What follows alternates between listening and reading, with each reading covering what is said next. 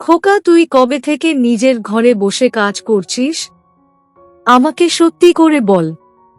আমার কথাটা কানে যেতেই আমার ছেলে গীতের খানেক অবাক হয়ে গেল।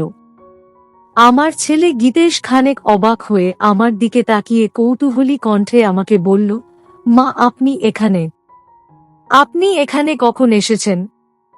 আমি আমার ছেলে গীতেশের প্রশ্নের কোনো জবাব দিলাম না। আমি আমার ছেলে গীতেশকে খানিক ভারী কণ্ঠে আবার জিজ্ঞেস করলাম, আমি তোকে যেটা প্রশ্ন করেছি সেটার উত্তর দে। আমার ছেলে গীতেশ আমার ভারী কণ্ঠের কথা শুনে খানিক মলিন কণ্ঠে বলল, এই তো মা, মাস 6 হবে। তবে আর কখনো কাজ করব না আমি। আমাকে আপনি ক্ষমা করে দিন মা। আমি আমার ছেলে গীতেশের কথাটা শুনে তার উপর আর অভিমান করে থাকতে পারলাম না। আমি মুচকি হেসে ফেললাম।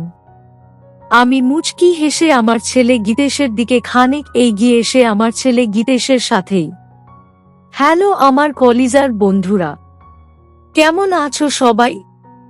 প্রতিদিনের মতো আজ আমি তোমাদের মাঝে নতুন একটি ভিডিও নিয়ে হাজির হয়েছি। আজ আমি তোমাদের বলবো আমার নিজের আপন ছেলের সাথে আমার জীবনের আরও একটি অসাধারণ সত্যি গল্প। আমি জানি এমন গল্প হয়তো তোমরা এর আগে কখনো শোনোনি। আমি শতভাগ সিওর হয়ে বলতে পারি আজকের ভিডিওটা দেখার পর তোমাদের জল আসবে। তাই তোমাদের অনুরোধ করছি সম্পূর্ণ ভিডিওটি দেখার। তো বেশি কথা না বলে চলো গল্প ফিরে যাই। আমি বৈশাখী রানী। আমার বয়স খুব বেশি নয়, সবে মাত্র 40। আমি বিবাহিত ও 2 সন্তানের জন্যে। আমার স্বামীর নাম মোহিত। আমার স্বামী মোহিত পেশায় একজন ব্যবসায়ী। আমাকে দেখলে এখনো মনে হয় 30 বছর বয়সী নারীদের মতো। আমি ছোটবেলা থেকেই অনেক বেশি গোছানো পরিপাটি থাকতাম। সেই সাথে আমি অনেক বেশি স্বাস্থ্য সচেতন একজন নারী। আর এই কারণেই আমার বয়সের ছাপ আমার মুখে আসেনি। আমি মূলত একজন চাকুরিজীবী। আমি পেশায় একজন ব্যাংকার। রোজ সকাল সকাল আমাকে ব্যাংকে চলে যেতে হয়। আমি যখন ব্যাংকে প্রবেশ করি, তখন আমার সকল কলিগ আমার দিকে তাকিয়ে থাকে। আমার যত সংখ্যক নারী কলিগ আছে, তারা তো আমাকে সরাসরি জিজ্ঞাসা করে যে আসলে আমি কি করে এতটা সুন্দর থাকি। তাদের এমন সকল প্রশংসা শুনতে আমার ভীষণ ভালো লাগে। আমার 2 সন্তান আছে। আমার এক ছেলে ও এক মেয়ে আছে। আমার ছেলের নাম গীতেশ আর মেয়ের নাম রুমানা। আমার ছেলে গীতেশের বয়স 21 আর মেয়ে রুমানার বয়স 15। আমার ছেলে গীতেশ আর মেয়ে রুমানার মাঝে বোঝাপড়া খুব একটা ভালো ছিল না। তারা দুজনে সব সময় ছোট ছোট বিষয় নিয়ে একে অপরের সাথে ঝগড়া করত। যদিও এই ঝগড়াটা তাদের মনের মাঝে একে অপরের প্রতি আরও বেশি টানের সৃষ্টি করেছে। আর দিন শেষে তারা 2 ভাই বোন সকল মান অভিমান ভুলে একে অপরের সাথে মন খুলে গল্প করে কথা বলে, যেটা দেখে আমার মনটা একদম শান্ত হয়ে যায়। আমিও তো এটাই চাই সব সময়।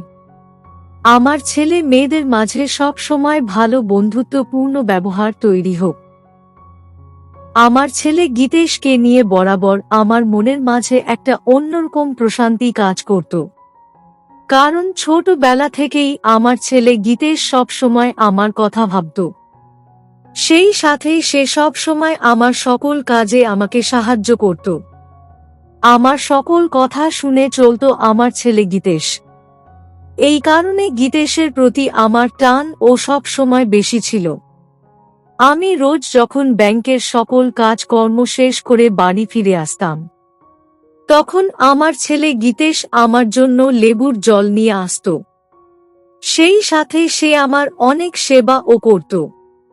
আমি আজ অবধি আমার ছেলের নামে কখনো কারোর মুখ থেকে কোনো অভিযোগ শুনিনি।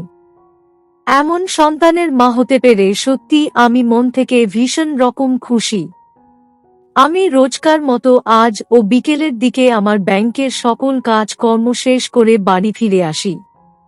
আমি বাড়ি ফিরে আসতেই আমার মেয়ে রুমানা আমার কাছে ছুটে চলে আসলো।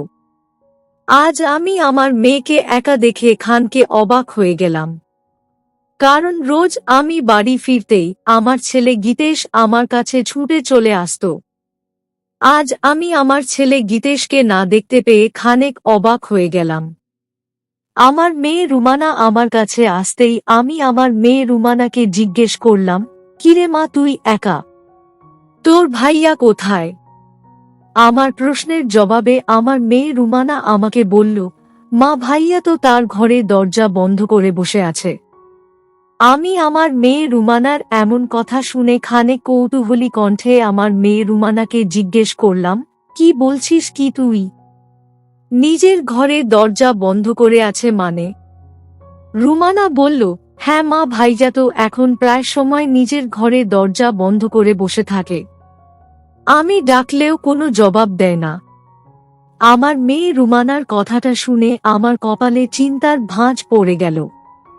হঠাৎ করে আমার ছেলে গীতেশ এমন অদ্ভুত আচরণ করছে কেন? সেটাই তো আমি বুঝতে পারছি না। আমি আমার মেয়ে রুমানার দিকে তাকিয়ে শান্ত গলায় বললাম, আচ্ছা মা, তুই এখন নিজের ঘরে যা। আমি একটু ফ্রেশ হয়ে বিশ্রাম করে নেই। আমার কথা শুনে আমার মেয়ে রুমানা আর কোনো কথা বলল না। হ্যাঁ, সূচক মাথা নেড়ে আমার মেয়ে রুমানা চলে গেল তার ঘরের দিকে। আমার মেয়ে রুমানা তার ঘরের দিকে চলে যেতেই আমি ফ্রেশ হতে চলে গেলাম। আমি মিনিট খানেক সময় ধরে ফ্রেশ হয়ে নিয়ে অতঃপর আমি নিজের ঘরে একটু বিশ্রাম নিয়ে নিলাম। আমি বিশ্রাম নেয়ার জন্য বিছানায় বসে তো আছি ঠিক, তবে আমার মনটা খানেক অদ্ভুত রকম ভাবে অশান্ত হয়ে আছে। আমি যদিও বুঝতে পারছি না যে আমার এমন কেন লাগছে, তবে হ্যাঁ, এইটুকু তো ঠিক অনুভব করছি যে আমার মেয়ে রুমানার কথাটা আমার মাথায় আসার পর থেকেই আমার এমন লাগছে। আমি আপন মনে বিছানায় খানেক সময় বসে থাকার পর আচমকা আমার ছেলে গীতেশ আমার ঘরে চলে আসলো।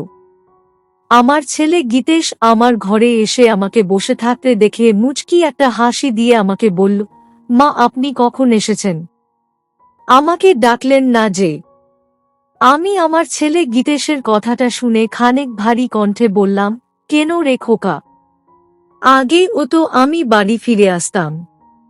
কোথায় তখন তো তোকে ডাকতে হতো না আমায়, বরং তুই নিজেই আমি বাড়ি ফেরার অপেক্ষায় বসে থাকতিস। এখন কেন আমায় তোকে ডাকতে হবে? আমার প্রশ্ন শুনে আমার ছেলে গীতেশ খানেক নিশ্চুপ হয়ে গেল।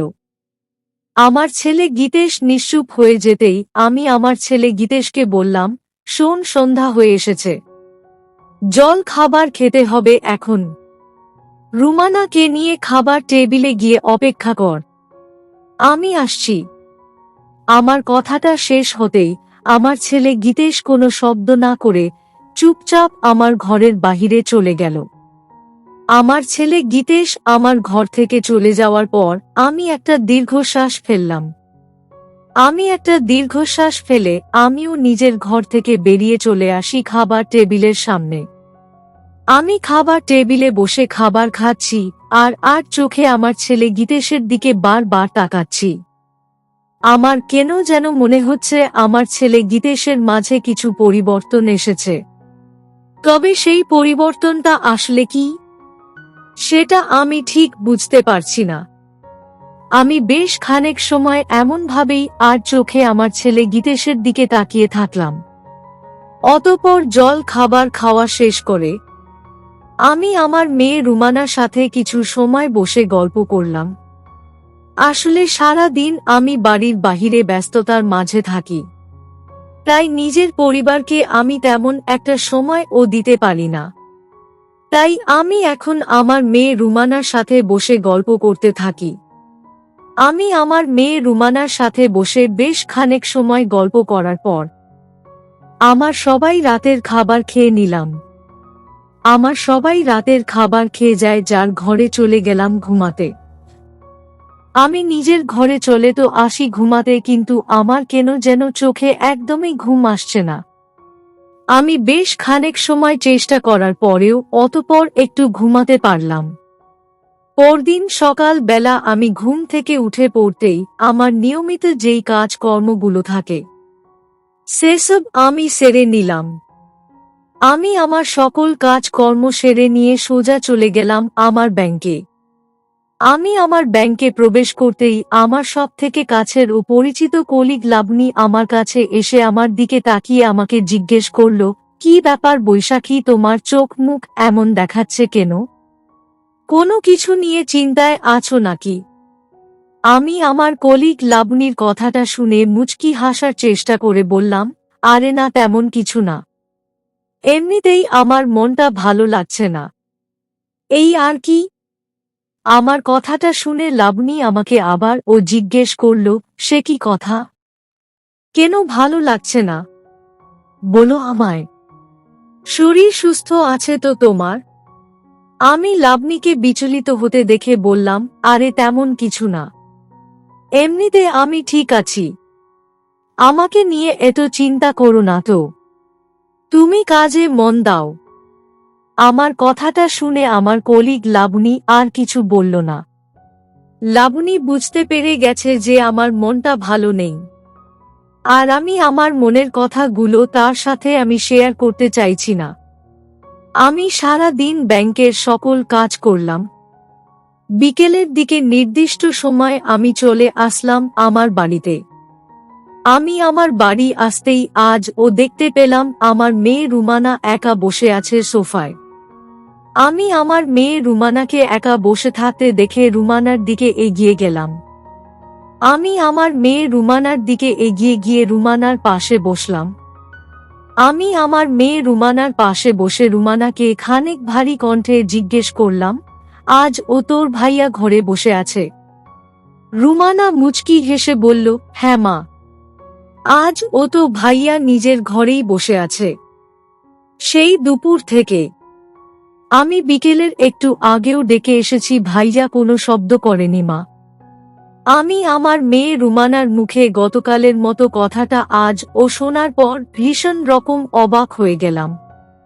আমি ঠিক বুঝতে পারছি না যে আমার ছেলে গীতেশ তার ঘরে বসে আসলে কি করে, তাও আবার প্রতিদিন। না, প্রথমে আমি বিষয়টা সাধারণভাবে নিলেও আমার এখন খানিক ভয় লাগছে। এই বিষয়টা আমাকে একটু দেখতে হবে। আমি আমার মেয়ে রুমানার পাশ থেকে উঠে পড়ে সোজা চলে গেলাম আমার ছেলে গীতেশের ঘরের দিকে। আমি আমার ছেলে গীতেশের ঘরের সামনে এসে দাঁড়িয়ে আমার ছেলে গীতেশকে ডাকলাম। আমার ডাক শোনার পরেও আমার ছেলে গীতেশের কোনো শব্দ আমি পেলাম না, আর না কোনো জবাব। আমার এবার খানিক অদ্ভুত লাগছে বিষয়টা।